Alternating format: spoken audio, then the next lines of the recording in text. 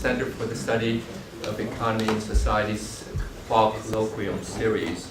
And I'm Victor Nee, and I'm very pleased to introduce today's speaker, Yu Xie, who will be presenting exciting work in progress on long-term trends in intergenerational and multi-generational occupational mobility in the United States from 1850 to 2013. Over the years, I've followed Yu Xie's work with enormous interest and admiration. He started his career, an extraordinary career at that, at the University of Michigan, where he taught for a quarter of a century. Yu Xie recently moved to Princeton University, where he is the Bert Kerstetter Professor of Sociology and director of a newly established Center on Contemporary China at the Institute for International and Regional Studies. Yu Xie has had a meteoric career, starting with his Bachelor of Science in Engineering at Shanghai's University of Technology and a 1989 PhD in Sociology from the University of Wisconsin. At Michigan, Yu Xie very quickly emerged as the leading statistician and methodologist of his generation and the best of the Wisconsin-trained sociologists in the field of mobility and stratification. He is a fellow of the American Academy of Arts and Sciences, member of the National Academy of Science, member of the Academica Sinica in Taiwan, Qianren Visiting Professor at Peking University, and honorary adjunct professor at many of the leading departments of sociology in China. It's clearly, without question, Yu Xie has had an enormous influence in advancing the cause of sociology and modern quantitative social science in the People's Republic of China. Yu Xie's scholarship has been prolific. He has published books on categorical data analysis. He published Women in Science with Kimberly Schauman, a demographic portrait of Asian Americans with Kimberly Goyette, Marriage and Cohabitation with Arlen Thornton and William Axon, and the question is American Science in Decline with Alexandra Kilowat. Yu Xie is widely known and enormously respected for his numerous research papers and authoritative methodological and substantive papers. He frequently publishes in the leading journals of demography, sociology, and methodology on a very wide array of subjects, methodological and substantive. Now, just list a few of the ones that came to mind as I looked at a long list of published research articles. France Boas and Statistics, Trends in Educational Gender Inequality in China, Racial Identification of Biracial Children, the Essential Tension Between Parsimony and Accuracy, the tension between generality and accuracy, Asian American Earning Disadvantage Re-Examined, Who Benefits Most from College, Ethnic Enclaves and Earning of Immigrants, Population Heterogeneity and Causal Inferences. This is just a short part of the long list, but it gives you a sense that it's virtually impossible to keep up with Yu Xie's pace and wide-ranging intellectual curiosity. And this is very much evidence of his curiosity, intellectual-driven research that he's going to present today, a paper in progress on occupational mobility. Yu Xie.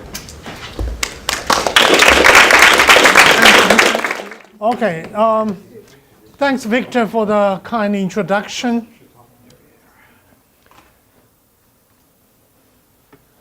I tell people sometimes you need to the country in order to get introductions, to get familiarized with yourself. I forgot some of the things I did a long time ago.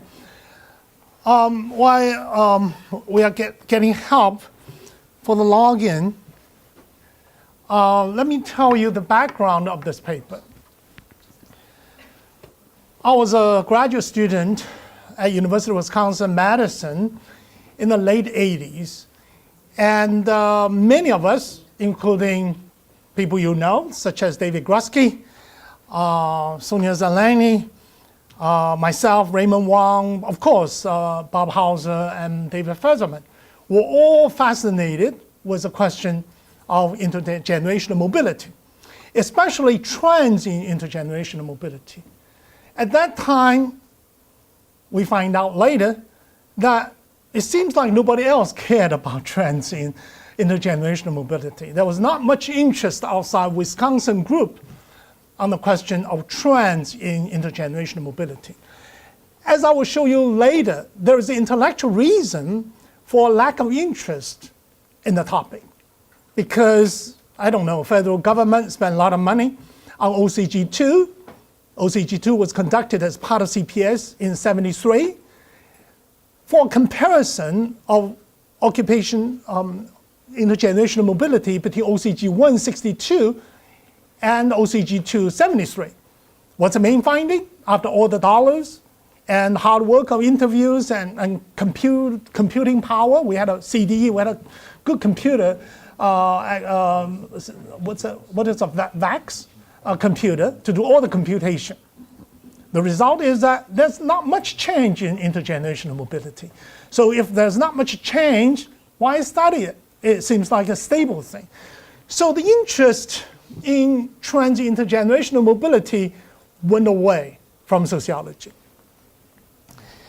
However, this is no longer true. Do I have a... Yeah.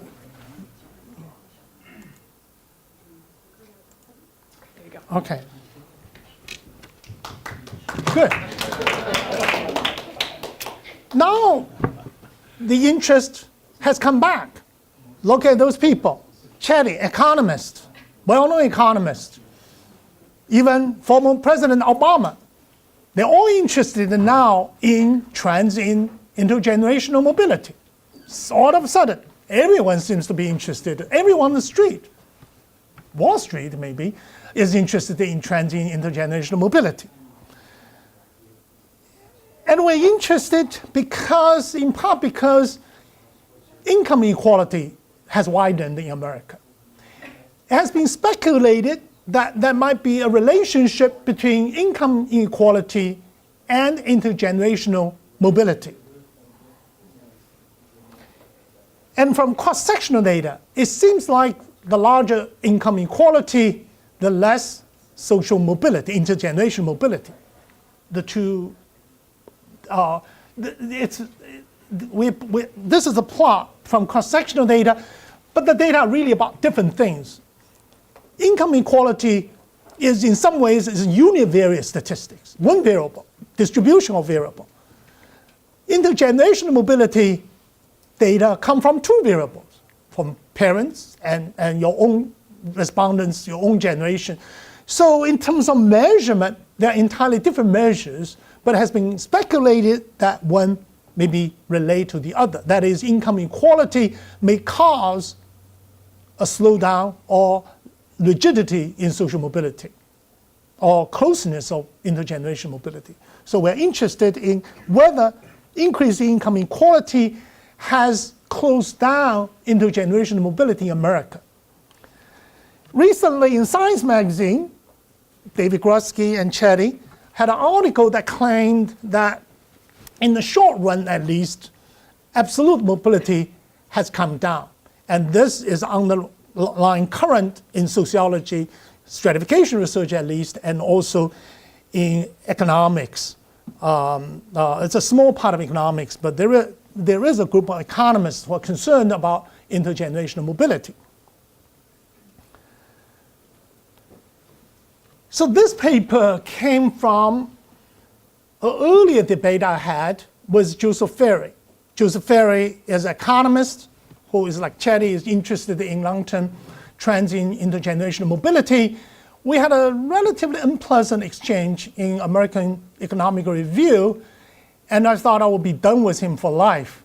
But for better or worse, he came after me at a PAA. He wanted to, not to criticize me, but he wanted to collaborate with me on long-term trends in intergenerational mobility. He got more data. I will tell you about the data. And he needed a sociologist to work with him. So I agreed, and I recruited Shi Song, assistant professor of sociology from University of Chicago, to work with us. So it's a large collaborative project. And this project, I'm quite proud of this project, and that's the reason I choose this topic, because it highlights many of the new things I've learned in recent years. So something new, something recent, and something methodological, something that is practical, how to deal with the messiness of data, especially historical data, measurement issues. So it's a simple paper, but it's quite important kind of empirical paper. It helps answer questions that we ask. What's a long-term trends in intergenerational mobility in America? So let me tell you 3 features of the project. The first feature is that we use big data. We use all data that we have our hands on, over 5 million father-son pairs linked by administrative data or census links or survey data. Or we also use as many survey data sets as possible. So it's a big data. For me, it's probably biggest data set I have dealt with. There are actually many data sets. Big history. Nobody has studied such a long-term trends in America or any other country. Over 160 years of history. It's pretty big history, entirely relying on data analysis, not text. It's pretty large, and it's kind of a unique opportunity. That's why I took the opportunity to work with Joe. It's a new approach, as I will explain. In order to deal with measurement issues, in order to come up with a simple but applicable historically, retrospectively to historical data, and also have findings that can be understood by economists. So we wanted to develop a methodology that would meet many goals of this research. Something simple, something applicable, something that can be understood by everyone, including economists. This is another group we want to be in dialogue with. So first tell you the new data infrastructure. Census data. Historic census data are available, have been digitized. And across census years, I listed the census years. Joseph Ferry, economist at Northwestern, has put enormous effort linking records across census years. And the basic idea, so those are the variables he used for linkage. And linkage rate, success rate is about 1/3. So it's not complete success, but it's quite, it's as good as could be done at this point. And you use basically birth year, place of birth, given name, surname.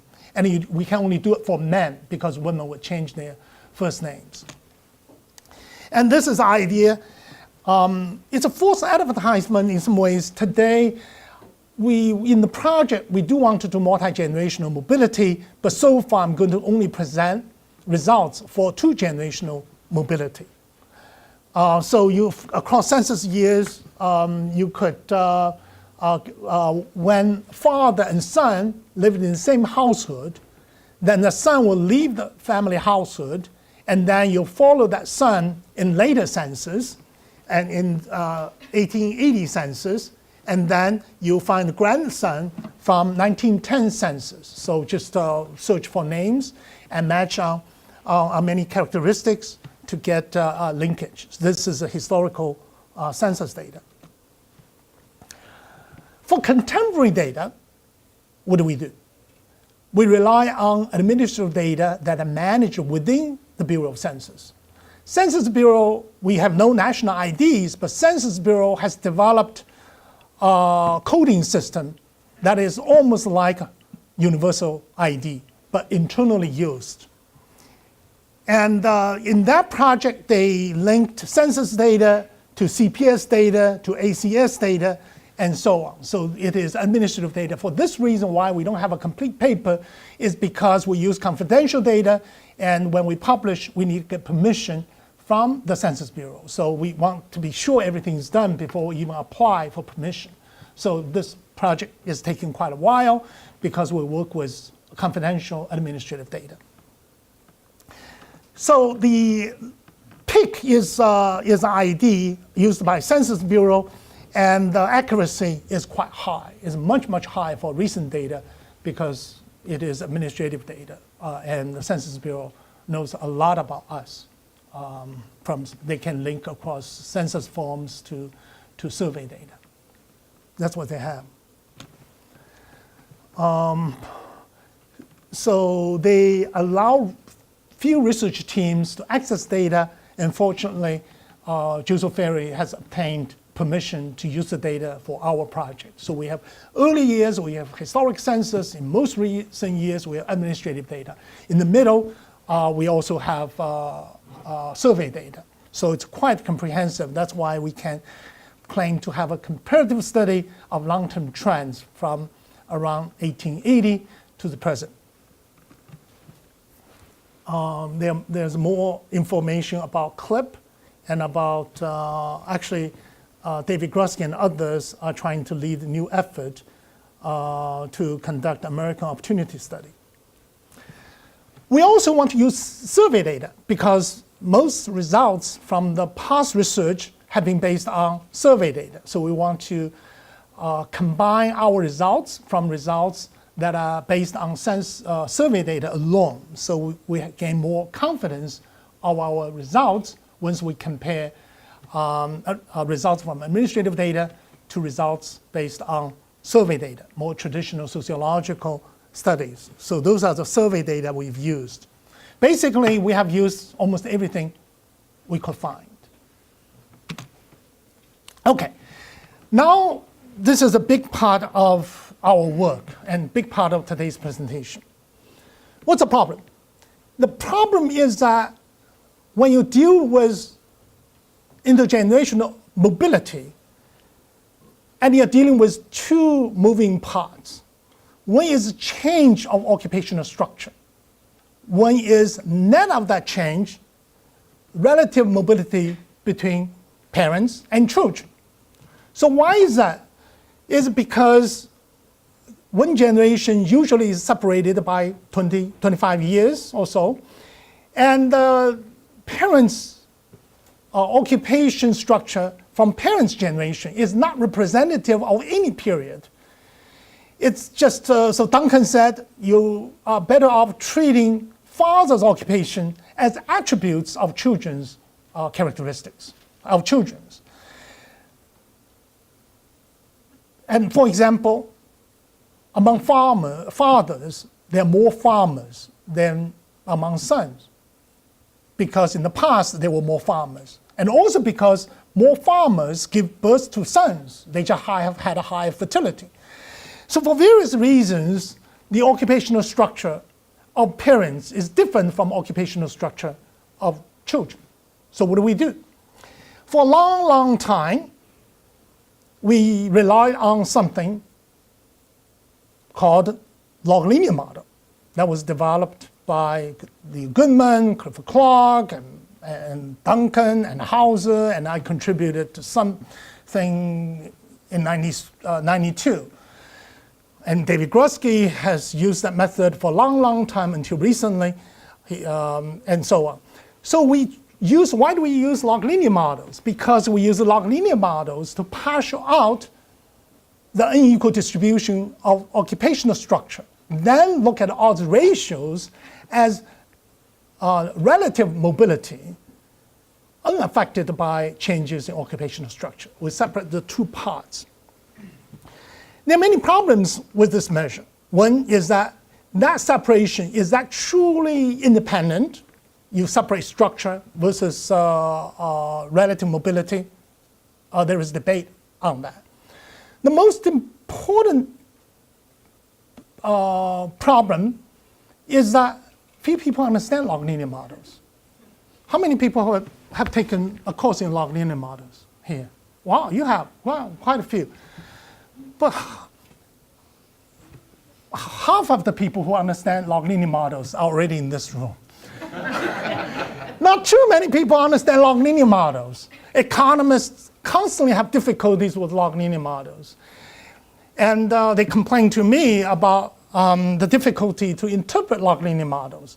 This is something they're uncomfortable with. And also, once you have complicated data structure, you have multiple variables, for example, and also you have categories that are not truly comparable. Log linear model breaks down. Log linear model is only applicable for ideal situation, and the ideal situation doesn't occur very often. So now let me tell you, let's go back to regression. Before log linear model, we used a continuous measure of occupational status, Duncan SEI score. And regression is simple because it's a linear scale, and you get only one coefficient instead of dozens of coefficients in log linear models. And SEI approach is similar to rank slope that Chetty wanted us to use. So there is some attractiveness in going back to linear scale. And log linear approach is just too complicated, at least for economists, and for most sociologists too, except those who raise their hands here. So we want to propose a regression-based approach, a new approach, methodological approach from measurement to final measurement. So the measurement of zero occupation measurement level to measurement of intergenerational mobility. So there are two measurement issues. One is how do we construct a measure of occupations that's comparable over time. Second is how do you construct a measure of intergenerational mobility that is comparable over time. So there are two measurement issues that I'm dealing with. And if I have the intuition, this is intuition, is that we want to come up with a relative measure of socioeconomic standing, like Chetty's percentile income rank. Imagine occupation is continuously distributed. I believe it is true. Certainly don't believe in big class. I'm skeptical even of small class. I think each of us have our own class. We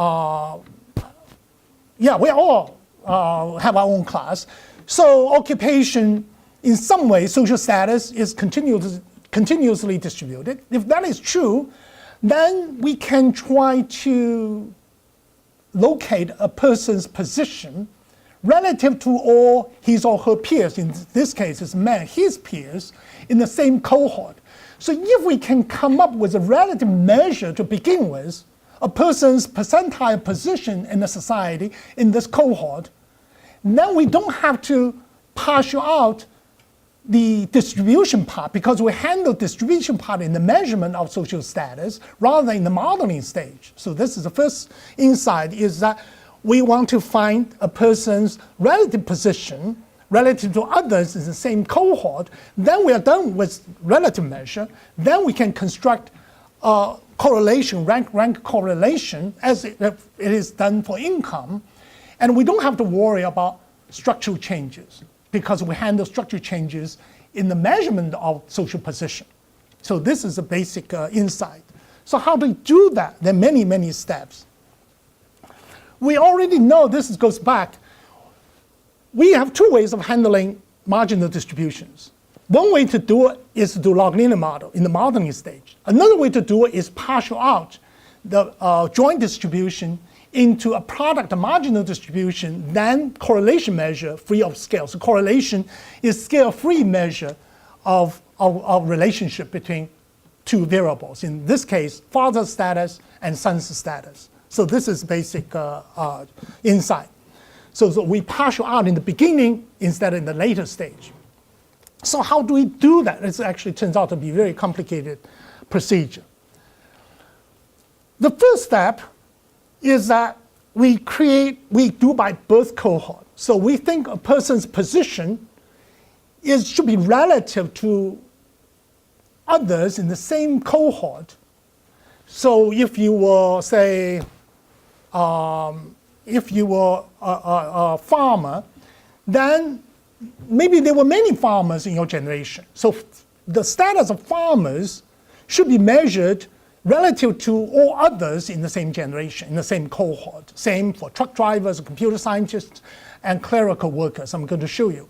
So this is the first thing. We want to, and then how do we do by gender, by cohort, and by education. Then why do we need education? Because we already know from previous work from Duncan, from Warren and Hauser, that occupation status has two components. One is occupation, education, or occupation-based education. The other is occupation income. So what you want to do is to, okay, this is the first step. We do at micro level as detailed as possible. Second step, we learned from David Grusky. We cannot truly do detailed, 3-digit detail level because we don't have enough data. We need some aggregation in order to measure occupational status. We need enough cases for each cohort in order to anchor the socioeconomic position of occupation. So we modified David Grusky microclass into maybe Wheaton's class into 70 plus categories. So this is 70. We actually came up with 70 that's consistently measured over time. Now, what do we do is to create occupation status based on educational distribution. So we use education composition for each occupation as an instrument to calibrate the status, relative status of each occupation. And unlike Hauser, unlike Duncan, they only dealt with one cross-sectional data. We deal with historical data that span over 160 years. So education measure changed. There was no measure of PhD, there was no measure of master's degree, it was only literacy, and later number of categories expanded. We want to preserve as much information as possible from historical data. But we want to have flexible a method of calibration. So what do we do? We basically have a summary percentile. Basically, we measure occupational status of occupation by the average, this is weighted average educational attainment in terms of relative percentiles. So a highly ranked occupation is one whose incumbents have highest levels of education within that cohort. If mostly highly educated workers occupy a particular occupation for that cohort because education distribution changes, then that is a highly ranked occupation. Then you do the same trick for all occupations. So you calculate proportion of education for each occupation, and then you compare that to the marginal distribution of that cohort for its education. Then you come up with a summary measure that is weighted average how educated a worker in the occupation is relative to a person in that cohort. And you can do that. Once you do that, you can rank occupations from highest to the lowest. Okay, this is just ranking occupations. I will call this ranking Twyman scale because Twyman claimed that relative prestige of occupation is constant, is invariant with time and country. And so that relative importance of occupation is relatively constant, but however, the relative sizes of occupations are not constant over time. From the earliest days, you had doctors, you had clerical workers, you had sales. But the proportion of workers taking those occupations have changed enormously. So Twyman measure is at occupation level, not at population level. So now I need to change from occupation level of occupational prestige to a person's relative position in the cohort. That's population-based, because if they are more, say if you're a high school teacher, the increase in college teachers, even high school teachers, relatively still prestigious. But this is in terms of Tryman scale, it's still relatively prestigious, doesn't change. But the increase of college teachers will make high school teachers less prestigious over time. Does it make sense? Same about nurse. Even though the relative ranking of doctors and nurse stays the same, the increase of doctors in terms of share of the labor force will make the prestige on the population's level, percentile level, less prestigious to be a nurse. So we need to take into account of changes in occupational composition. So this is the next level. So this is Tryman rank. Number 5 is to convert Tryman's rank into percentiles, taking into account of occupational composition in each cohort. So this is the labor intensive, computation intensive. And we sometimes do moving, so then we are done. Then we have, at the individual level, we have a person's relative social status. That's based on occupation. Why do we use occupation? I tell you at the outset, I don't know, any economists down here? Any economists? No? No economists. Wow.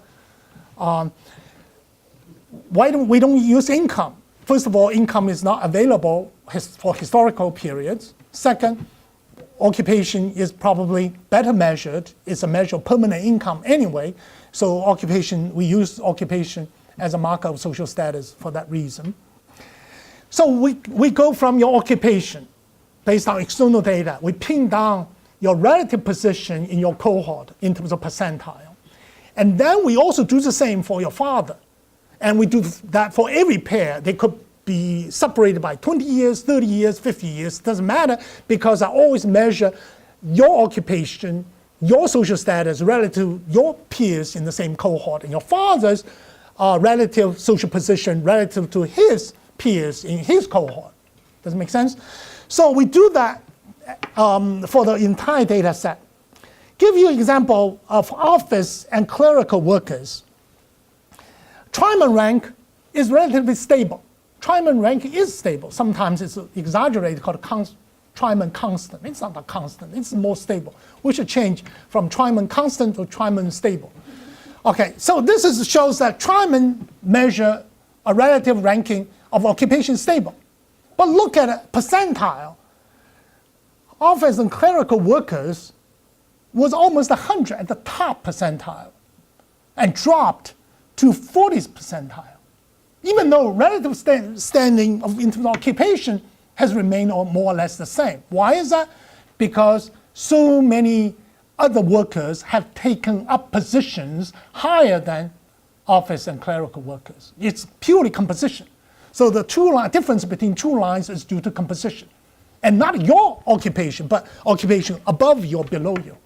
Okay, your co-workers, there's too many others who take up more desirable positions. So the relative occupation status or ranking doesn't change, but the expansion of occupations higher than the occupation you are in lower your occupation percentile, social position. Does it make sense?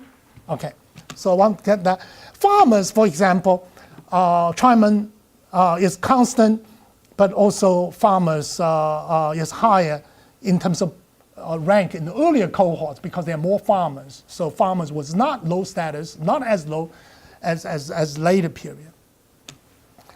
Farm laborers, again, in the earlier periods were not as low because there are many people like you, and then it's not truly low status.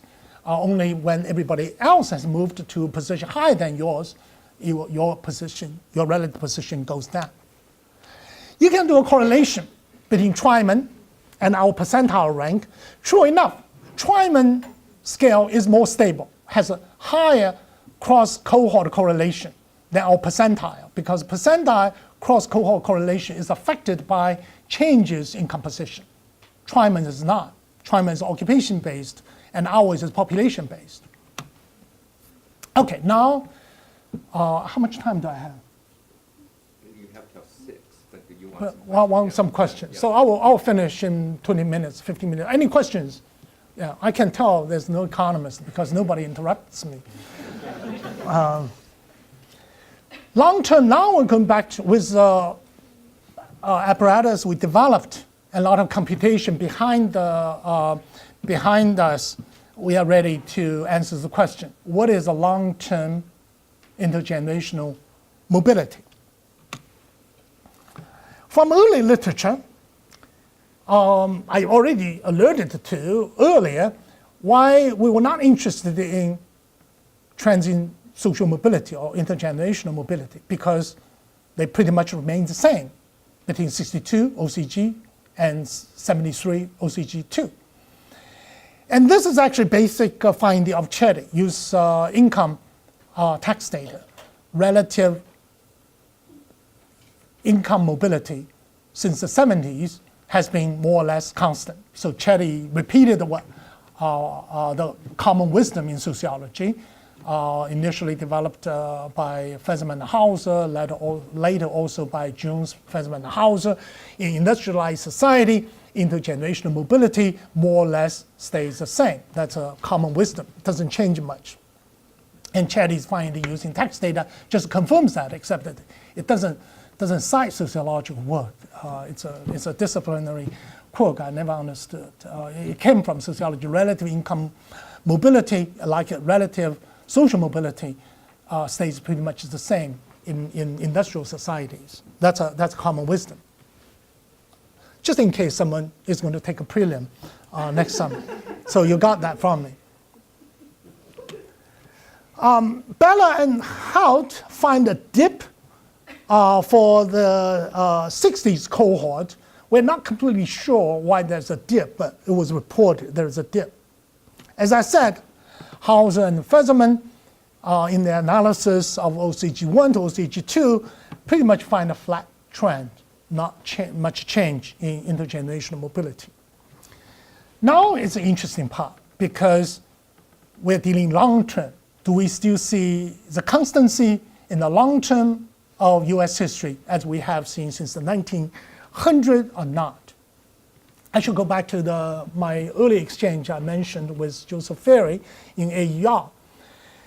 In AER, they used historical census data and made a claim, huge claim, that intergenerational mobility has significantly declined between Civil War period, between 1860 period to the present. And that's unique compared to a change in the similar period in the UK. UK had a kind of constancy intergenerational mobility trend, whereas in the US, you have a drop in intergenerational mobility. So they said, oh wow, it is true that a golden era of American dream has disappeared. I think that was exaggerated claim, and I'm going to come to that claim later. I hope actually he's more convinced now than we will exchange for a AER piece. I'm going to show you why I made a correction. And in the paper, they say it's not due to farming. And in the comment that Sasha Kilowatt and I wrote, we said it's only because England was fully industrialized by 1860, but America was half rural. So half of the workers in 1850 worked on the farm. So it was like in China today, actually, if you do comparison. There's a lot of people were working on farm, and their children no longer work on farm. So rapid industrialization explained the pattern that they find. In the paper, they said explicitly it's not due to farming, and we said it was due to farming. So not only Joseph Ferry claimed that, David Grusky in his dissertation based on city level data, I don't think he ever published it, right? He never published. So there's something in common between David Grusky and me. We never published our dissertation, so I never did. So why work on dissertation? To get your degree. So anyway, So David Grutsky was interested in long-term trends in intergenerational mobility from his dissertation days in the mid-'80s in Wisconsin. So this is what we know. Now, let's tell you what we did all the analysis. It's such big computational project, so we didn't look at the results until all the results are in by the same algorithm. So because it has to be, you have to take many steps to get measures and calculate rank correlation. So this is a rank correlation measure that we developed for the project, and we applied the measure to the data that I described earlier. This is what we have. In the historical census data, we have more detailed data, so we were able to break down cohort by single year. For later years, we only had a cohorts by 10 years. So what do you see? First of all, you do see leveling off and constancy in modern period. There's not much action after 1920. So intergenerational mobility more or less stayed constant with a dip after industrialization in America.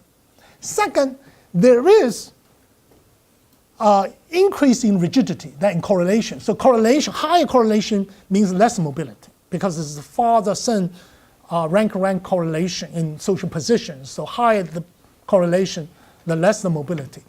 So in earlier periods, you see a smaller correlation between father status and children status, and that correlation increased over time from historical census data. So our results pretty much confirm earlier results. So I already told you we think this is driven by farming. And I happened to write another paper with Xiang Zhou, now assistant professor at the Department of Government at Harvard, on China. And sure enough, in that paper, we also argue industrialization is an important force for social mobility. And because America has been industrialized for so long, we didn't have historical data. So we take it for granted that social mobility is constant and is not affected by industrialization because we don't observe industrialization in this country. But for China, we do observe not only economic reform, we also observe industrialization. And in our analysis, we find that industrialization contributes a lot to social mobility. And look at the proportion of workers who work on farm, and it went all the way from 60+% to about 2% in America. So agricultural workers account for a smaller fraction of the labor force over the period. And if you compare this to earlier chart, you can see it's a mirror image of the other. A higher proportion of farmers corresponds to a smaller correlation between father's social status and son's social status. Is that really true? Let's look at this. If we look at son's destinations in terms of percentiles with farm origin, you can see that in earlier cohorts, sons of farmers had a high social status. Relatively, they attain about 50+, so they are more than average. So imagine you were born in 1830. If you are from a farm origin, your destination is above average or just right average. It's not a huge disadvantage because it's normal to be a farmer and you can compete, and once you move farm and you can compete for above average or average occupation. And that destination goes down on average all the way towards 30s. So that you can see that the destination of sons whose fathers were farmers went down gradually over the cohort. That's a social change. So when you have a lot of farmers, those sons of those farmers are energetic, are risk-taking, and would take up professional jobs, and they are not disadvantaged, or much less so than sons of current farmers. If you take farmers' occupation out among non-agriculture, you can see the trend that I displayed earlier pretty much disappears. It doesn't disappear completely, but disappears for the most part. So this is why we say farmers really contributed to the appearance of high mobility before 1920. So in the previous century, before 20th century, America experienced high level social mobility because many Americans were farmers at that time. As a result, industrialization, their children moved out of farm and achieved high mobility. So the finding of Ferry and Long in AER was attributable to the decline of farming as occupation. So that was our thesis, and they denied that in the original AER article. This is all recorded, so they're going to see. So I think our original interpretation of their finding that higher social mobility in the late 19th century was due to the decline of farming as occupation. I think that interpretation stands in light of the new results. So let me conclude so that we have time for questions. Intergenerational mobility is still relatively boring business because trends in intergenerational mobility is not fast-paced. It changes, but very slowly. Another researcher in France also used my unitive model and find very, very small, slow changes over decades. So social mobility changes, but very slowly. So we did find change over the last 150 years, but more slowly than previous thought. It's not something that happens overnight. So rank-rank correlation increased from less than 0.2 to higher than 0.35. If you read Chetty, 0.3 is close to what they did with income data. So this lends support to sociologists' contention that social mobility is probably best studied, at least adequately studied, with occupation data. So they insist that we have to use income, but income is hard to measure, it fluctuates, and they do average, but we use occupation. It gives us just as valid result, except that we have a better recall of parents' income when you do survey. We also have better use of historical data when you do occupation. So in terms of magnitude, our results using the same interpretable measure, that's a rank-rank correlation, is exactly in the same range as Chetty's measures based on tax data. So how slow? An average increase of 0.01 every 10 years. That's very, very slow change. Your lifetime, it doesn't increase much. The second conclusion is that high mobility before 1900 was mostly driven by high mobility of sons from farm origin.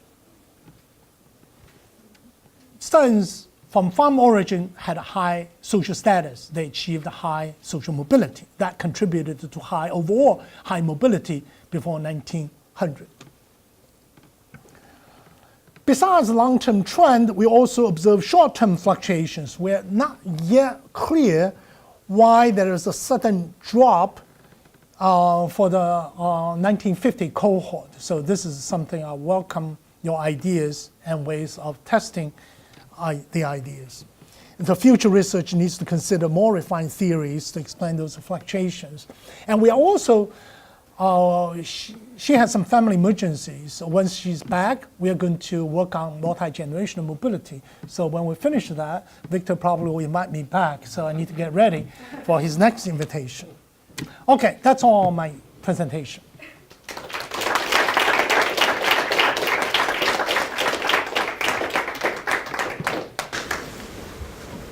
Yes? Is it possible to decompose the measure over time to try to parse out the piece for any given moment, the piece that's informed more by the educational distribution of the occupation and the piece that's informed by the relative share of the occupation in the population, so that you can say, in this period, for this time, it's really the fact, it's not really the educational scaling, it's the fact that there are so many, you can't really fall very far. But in this other period, it's the educational scaling that's doing more. You could, one could do something like using occupational scaling to have a continuous measure like SEI. So traditional SEI is not good.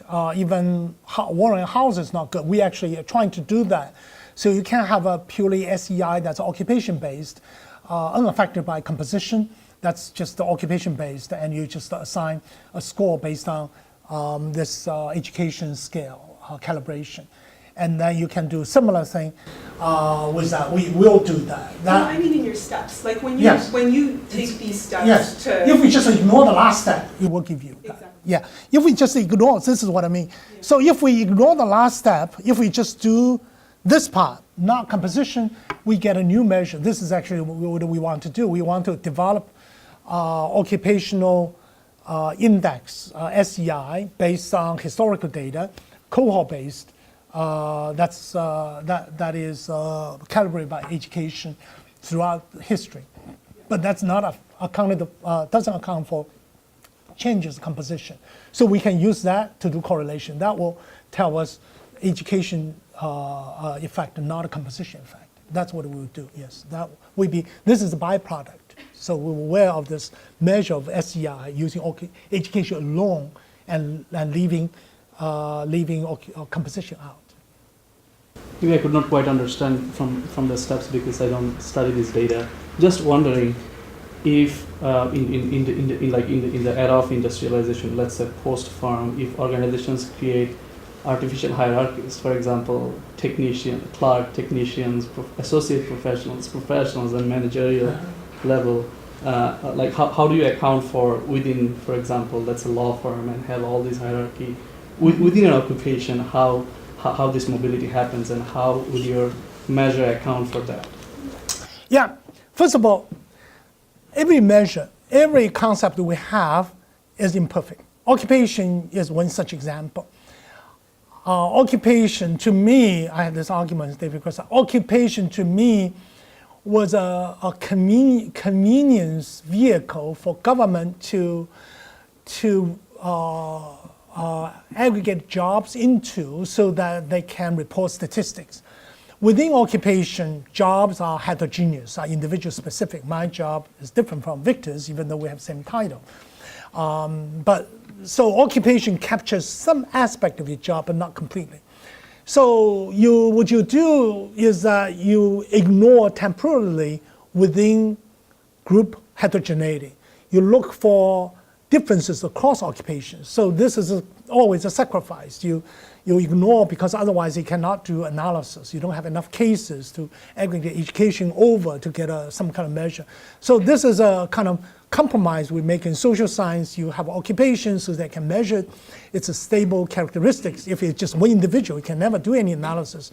So you have, for convenience, we assume for the time being, there is something called social scientists. And we think they are homogeneous, even though we know they're quite heterogeneous. But they are very different from technicians. They're very different from farmers. They're very different from doctors, and so on. So we, just for convenience, we group them together. But when, one thing I should say though, when a new occupation is created, our method is okay because we eventually convert occupation into relative score. So even if, say, telephone operator did not exist before, our scheme would allow, or computer scientists or programs will allow such new categories as long as these categories have workers with occupations, because we use educations to calibrate standing and use their occupational size to pin down each individual's relative rank. So new occupation is not a problem, but it's a problem for log linear analysis. And the same is imperfect measure, differential ways of measuring education is not a problem with us. It's a problem for many other methods. So we could allow for, not necessarily square occupations, the same categorization of occupations, same categorization of education. We can tolerate different coding schemes. Yeah. So on microclasses, I'm actually not going to ask you about microclasses. Could you go back to the second slide on the results? Oh. This one? Actually, the second one with the farmers excluded. Oh. Yeah, that one. So it looks to me, I mean, this is just eyeballing, which is of course how you're not supposed to do social science. It looks like there's actually a fairly significant decline in mobility, say between, those 20-year periods between 1860 and 1880 cohorts, and then also 1890 and 1910, especially in light of the overall trend of just 0.01 per 10 years or whatever it was, the figure that you gave us. Do you have a sense of what's going on in those particular periods that you get this kind of, is it just a data issue with the younger people are easier or harder to find in the matching that Ferry did? Or? We couldn't tell, in part because the data come in 10-year period. So you have some confounding with age and the cohort, because this is a single year data. You mean within a span. You have a single decade, but you only have jumps over 20 years to have a repeated sample. So they were measured. So in other words, some individuals were measured when they are 19. Some individuals were measured when they're 40. So if there is a growth within life course, then we'll completely miss that. So our hypothesis, this is underlying hypothesis assumption, is that occupation is permanent within a life cycle, which may not be true, and we cannot test. We can test that for modern data because we're overlapping. We have data that will cover cohorts in different age ranges. So you need to have multiple data sets that cover the same cohort at different life cycle. So we do test the stability assumption, whether occupation stays the same, but for earlier periods, we don't have multiple data sources to test to separate out the aging from cohort. Do you get that? So because we assume it's the same, our cohort could be measured at the time of 20 or 40. And it's possible that you have a general increase in educational, occupational attainment. So later cohort will benefit. So I have 2 questions. So one is more of a descriptive question, since I don't know this area at all. So how is the occupational composition, the size of occupations changing over time? So the farming is a big story, but is it constant diversification that we have more and more occupations over time, or have we reached a period where occupations are getting larger again? The second question is, so we also have this case where educational groups are becoming larger and larger. In that sense, I feel like perhaps using education as a marker becomes less distinctive over time, where income might be a better measure of differences across occupations. So how do you think about that? Let me handle the second. I think second is simple. Even people in different occupations may have the same income. So income is a different measure than occupation. But as I said, income is often fluctuates, especially over life cycle from year to year. If you're in family business, for example, income could fluctuate quite widely. So in economists in this area, actually Gary Solon, my colleague at Michigan, first developed this to average over 3 years PSID, and they call it permanent income. Otherwise, you don't get a correlation between fathers and sons. It's just too small. So what do? You average out, and also you select the years in their prime age, because young person could have low income, but the expected income is quite high. There's a training period, there's a human capital trade-off. So you need to pick the right years, you need to average over years, then you correct for measurement bias, then you come up with something that's similar to ours. So Chetty's work is based on text data, so his data contain less measurement error compared to survey data. So income data is not that simple to use. And as I said, many people in the same, some different occupation could have the same income. So we have another assumption. Our assumption is that the occupations are hierarchical, strictly hierarchical. So all workers in one occupation have a higher status than all workers in another occupation. That is basically from traditional kind of occupational stratification. It's assumption. It may not be true. They could overlap, but it will assume all doctors have a higher status than nurses, or college professors have a higher status than high school teachers, and so on. That's an assumption. We think it's ordinal, and we ignore heterogeneity within. So it is a drawback. It's a trade-off. I will handle the first question also. Just give me one word. So the occupational size was very big once farming doesn't meet. What's happening now? So let me give you a modernization story. Basically, when a society develops, it goes 3 stages. You go industrialization, the farmers would disappear and would leave farm to find employment in manufacturing sectors, and then later stage they leave manufacturing for service. So this kind of transition, and then education is more important for employment work. So you have secular kind of improvement, upgrading of occupations that continues, and one could argue that some of the difficulties we face in America is somehow the upgrading of occupation has kind of stagnated or saturated in America, and this is related to the finding of Chetty and Grusky in science, that is absolute mobility of the new generation is smaller than old one, because you have new opportunities, you have better occupations to move to.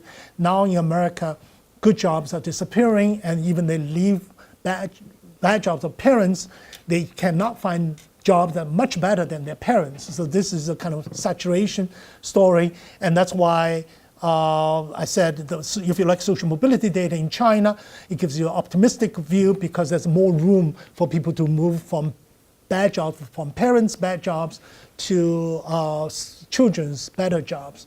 So this is a part of structural mobility. And there is a saturation and globalization and so on. That's a structural constraint. Yeah, go ahead. I was going to ask something sort of similar to Felicia, kind of was answered, but I was just wondering what, if any role was played by the expansion of both the immigrant population during this period in the late 19th century and in the expansion of the educational system in the United States during this period, and whether or not the data actually captures processes of first-generation agricultural-based occupations transitioning to second-generation manufacturing or other than farming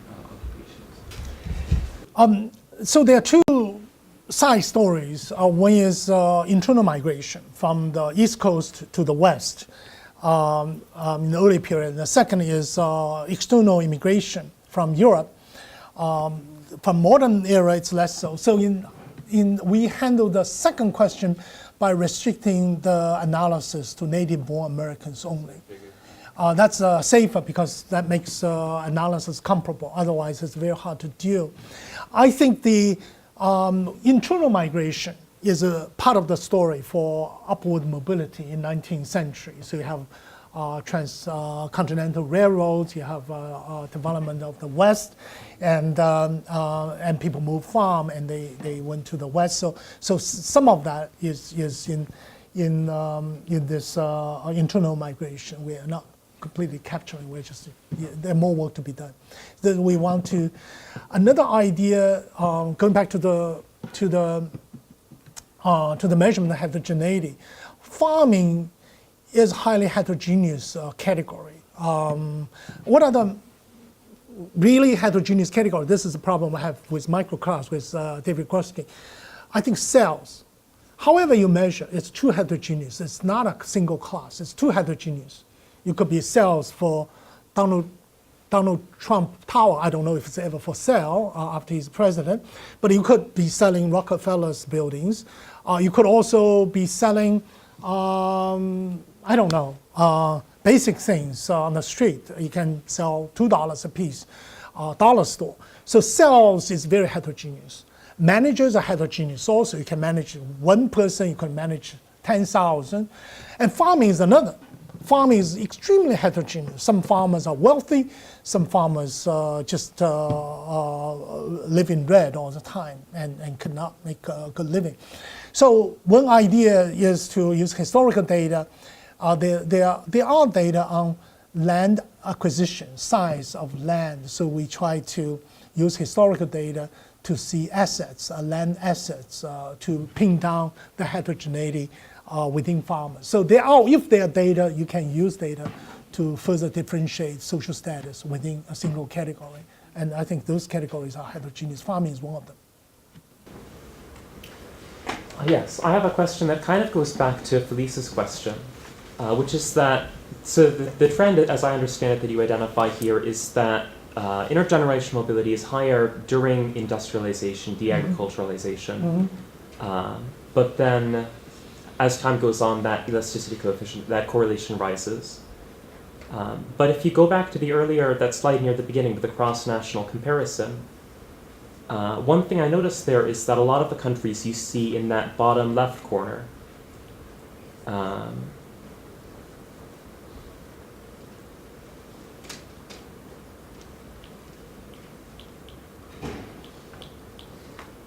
I noticed that in that bottom left corner with low intergenerational earnings elasticity, you see countries like Germany, Japan, Finland, Norway, countries that are relatively less agricultural, early industrializers with relatively slow economic growth today. While in the other corner, you see countries like Brazil, Chile, Argentina, which have relatively more agricultural populations, relatively less industrialized, growing relatively faster. My question is, how do we square this correlation, which seems to have more industrialized or less industrialized countries having higher, less mobility, And also with they the have overall, with the within-country trend of. this is cross-sectional. Yeah. So what you said just captures the picture.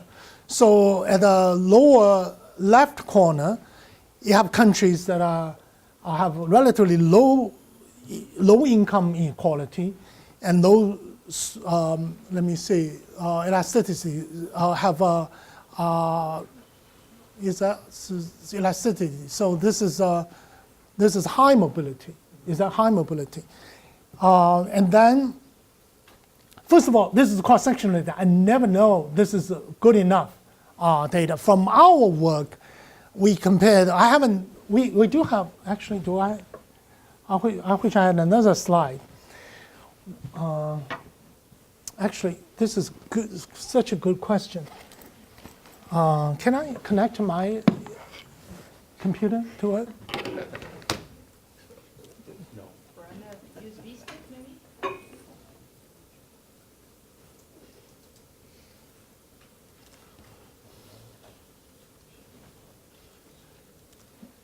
So first of all, economists actually have a hard time finding good measures of intergenerational mobility.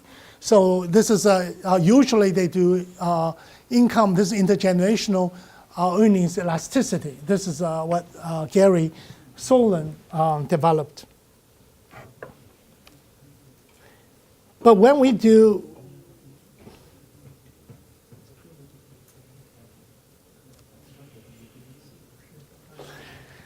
so, let me just answer your question. Yeah, that's true. So what is important is that it is not level of industrialization. So there's an implicit thing. It is what do we call pace of industrialization. So if they are stagnant at 50, it doesn't improve mobility. It is they move from 50 to 40 or 50 to 30, then you promote social mobility. So it is not the level, but pace of industrialization that is very important. I want to but show again, you. these are countries that currently have relatively low rates. They may not necessarily have a high rate of industrialization. They stagnate at this level. It doesn't help mobility. It only helps when the industrialization, the pace, it's moving, not then level. So level and speed are different things. I'd really like to show you the work I did with Xiangzhou. Let me see.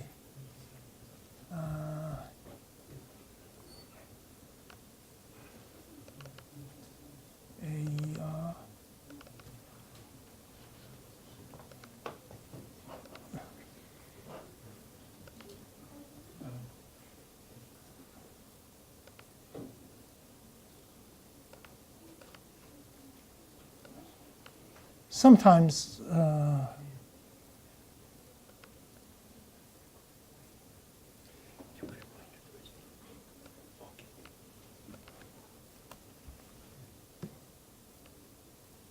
you a graduate student?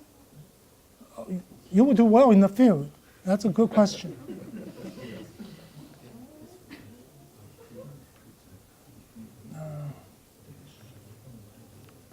So sometimes you learn a lot. Today, Victor asked me how you work on so many different things and whether you learn something from working on China. You do.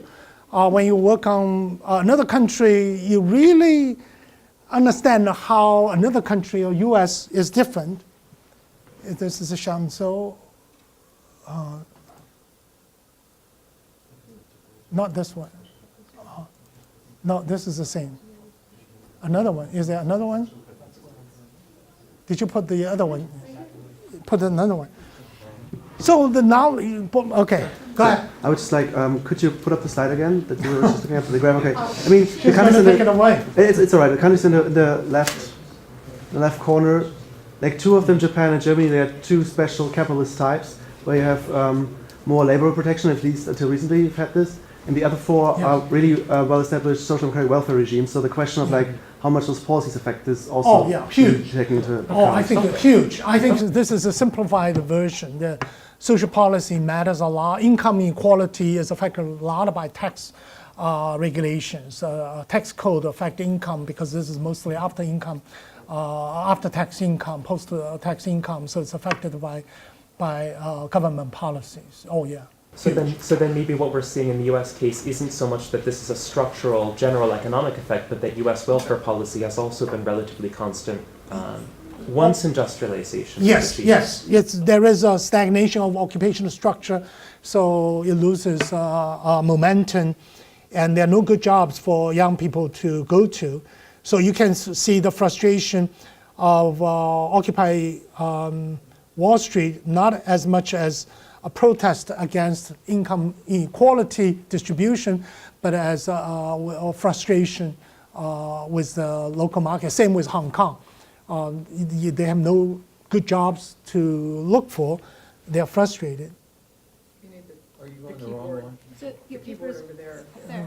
Go back. Just scroll.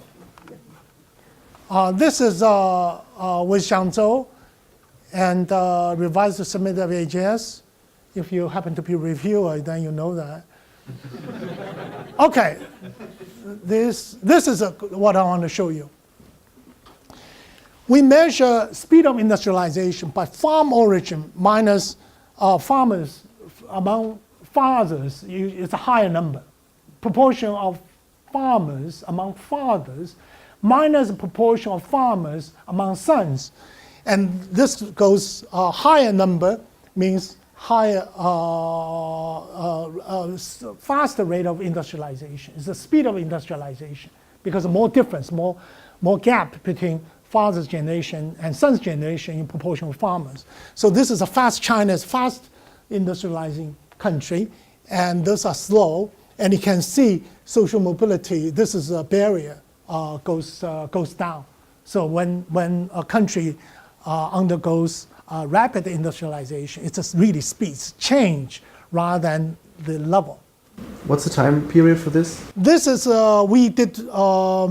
this is a contemporary. It's in the last 10, 20 years.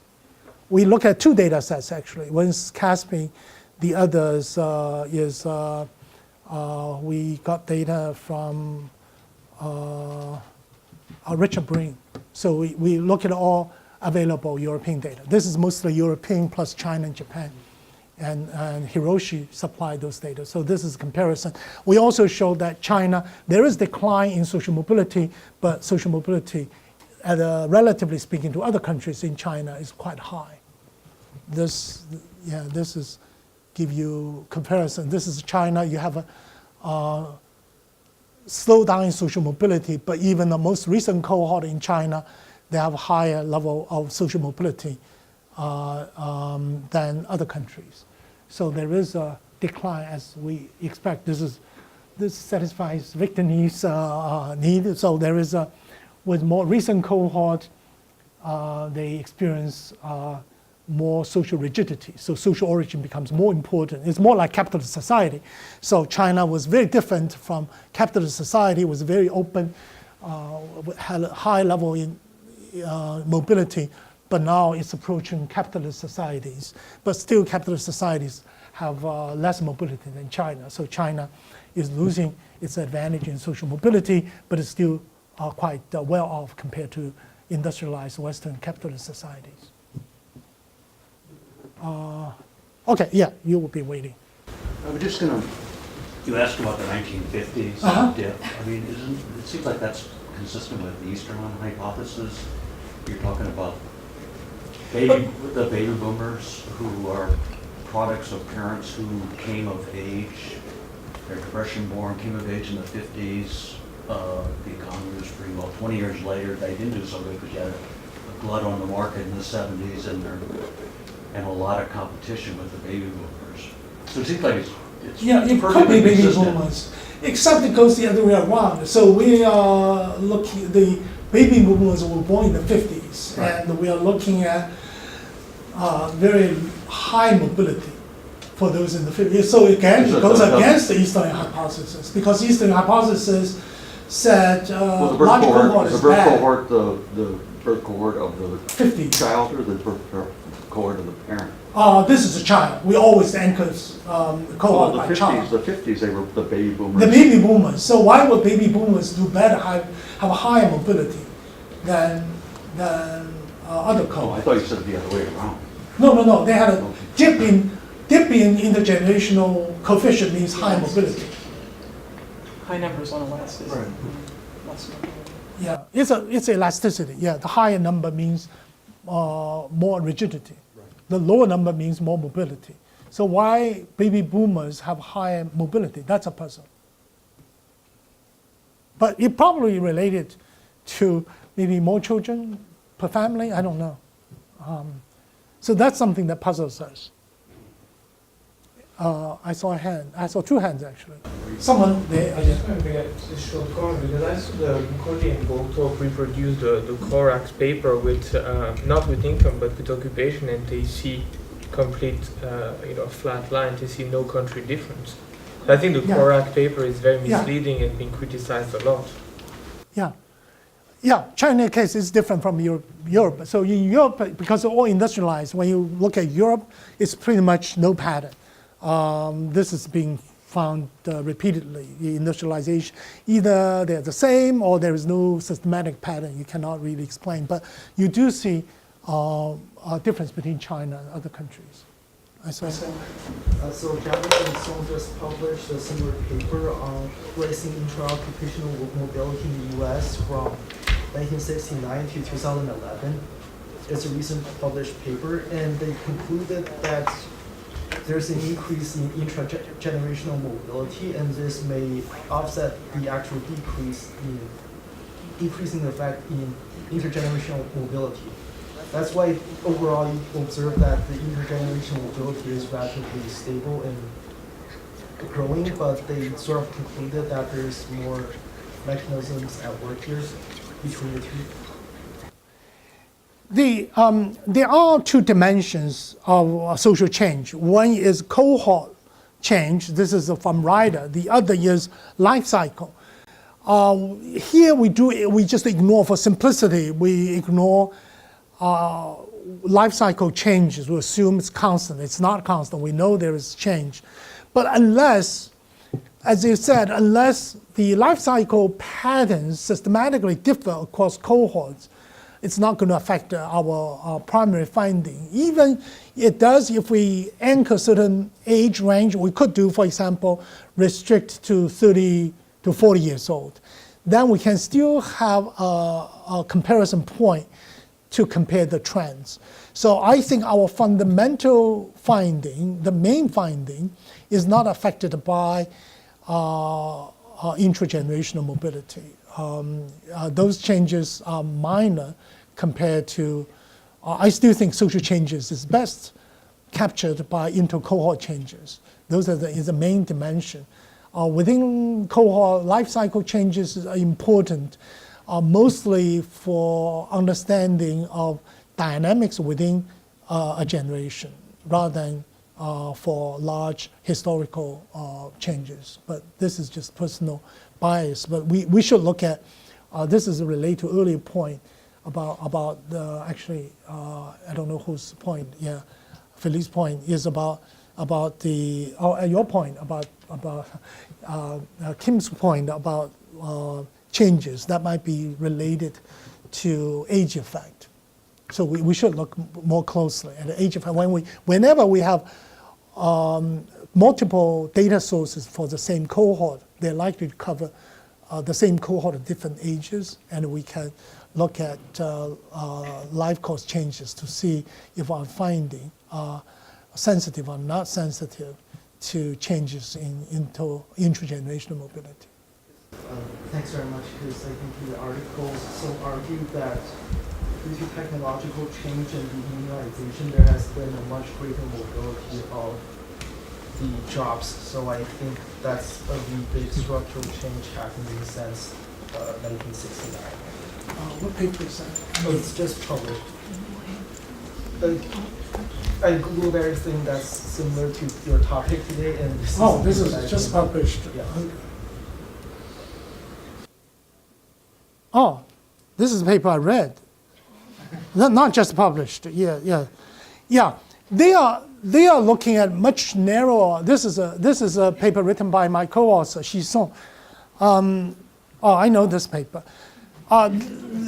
This paper is not going to challenge our main findings. First of all, it is really a narrow period between 60 to the present, and also the changes they find are too small to affect our long-term trends. Yeah, I'm confident this is not going to mess up our findings. It is relevant discussion for the measurement issues using multiple sources, but this is just too narrow a period for us to worry about it. Any other questions? This has been in production for several years, so I may not have read the latest version, but I think I'm acknowledged as a previous reader. Okay. I was just about the statues question, and isn't there an element, a subjective element in the Trayman scale? So people are asked to rank occupation, right?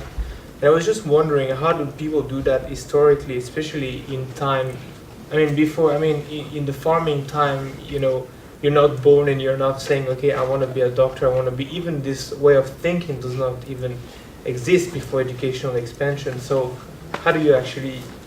Yeah, okay, let me go back to the measurement. So there is a difference between occupational prestige and occupational status. Prestige is based on rankings of the general population of occupations. So it's a perception of how good it is. And of course, Trayman's work is mostly about prestige. And his conclusion is about prestige. I'm borrowing his work to talk about status. Status is different because this is based on objective criteria. And there are two calibrating instruments for measuring objective status. One is occupation income, your average income of occupation. You say how high the occupation is, the high average, the high the occupation status.